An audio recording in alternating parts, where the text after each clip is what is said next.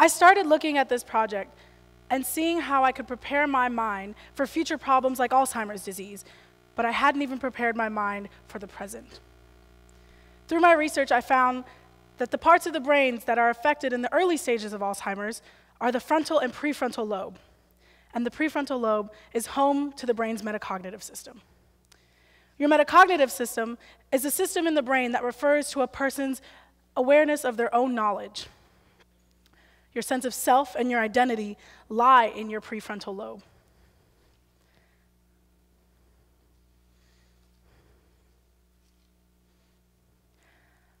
I remember thinking to myself,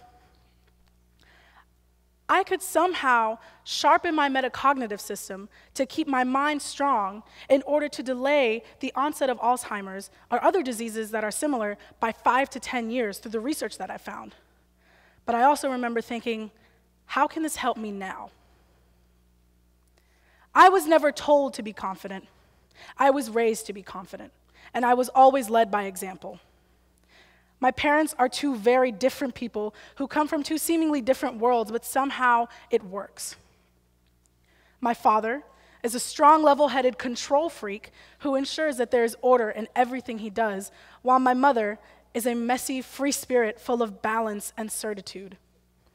Together, they form a very interesting dynamic that has molded me into the person I am today. I grew up around strong personalities, so I developed a strong personality. But it wasn't until this year that I became proud of who I was. Over the course of my high school life, I've been known as several different things. Eric's girlfriend, that one kid, that overachiever, Caruga's daughter, Kayo's sister, and finally, Sheida. That was the one I was the most unsure of. This year, I started from scratch. All I knew about myself was my name and where I came from.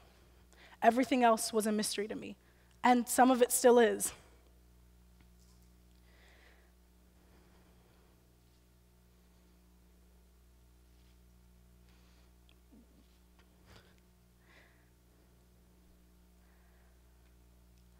After my relationship ended, I felt like I was standing in a dark room alone, not being able to see an inch ahead of me.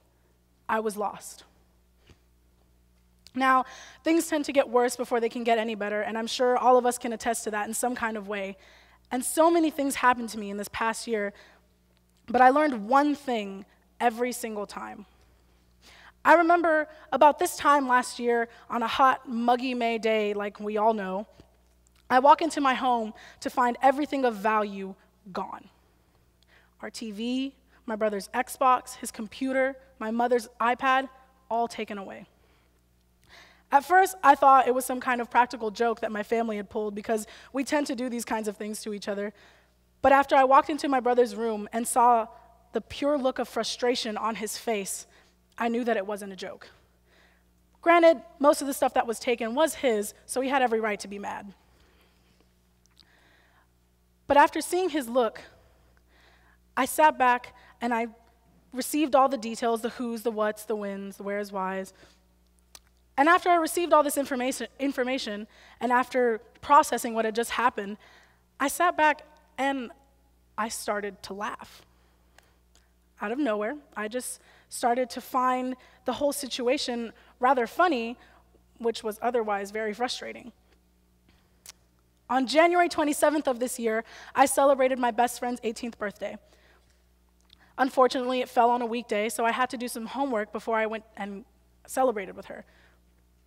As I was sitting in my room, I was doing my physics work, and my grandmother and my father were having a conversation in the living room, when all of a sudden I heard my dad go, "Mama, mama, mama." And I knew that after the third one, something wasn't right. So I got up and I went into the living room, and I found my grandmother sitting on her chair, her head tilted back, her face pale, her lips blue, and her eyes rolled back into her head. I immediately ran to her. I checked her pulse, there was none. I checked her breathing, there was none. And so I laid her down and began CPR, while my mother called EMS, and we waited for them to arrive. Right before EMS arrived, my grandmother miraculously woke up, and after a bit of confusion and haziness, she began to question, what just happened? And we asked her how she felt, and she said, I feel perfectly fine. And what do you have it? EMS arrived and got her vitals, and everything was in perfect health, to our disbelief at least. A few hours later, after we all kind of got over the shock of what just happened, my grandmother made a joke about her almost dying, and my entire family ended up on the floor laughing. We were all hysterically laughing at something that was very tragic. About a month later, I received a piece of news that took me the longest to laugh at. In February, I was rejected from my dream university, the University of Texas, and I had no idea that this was coming. Everything that I had thought about myself, everything that I learned and people told me, my intelligence, my leadership, my charisma, my respect, my responsibility, everything that I thought I knew about myself was gone. I felt that that rejection took away everything I knew about me. This took so long for me to laugh at because I was already starting from scratch. The little stuff that I had built in for myself, I felt was taken away from me in 1 second after reading one word: rejected. A month later, I kind of got over it, and I started to sit back and think, wow, this is one person's opinion. This is one person's decision. And one person doesn't make or break me. I break or make me. And after sitting back and thinking about this, I started to laugh. I started to laugh at my very melodramatic teenage reaction to something that was otherwise very trivial. Through every single one of these things, I learned one thing about myself, is that I laugh a lot. Laughing is just the way I process things, the way my brain works, and the way I see the world around me is through laughter, no matter how good or bad the situation is. I used to think that I was this serious person who couldn't or shouldn't laugh at do or die situations, when in reality, that's all I ever do.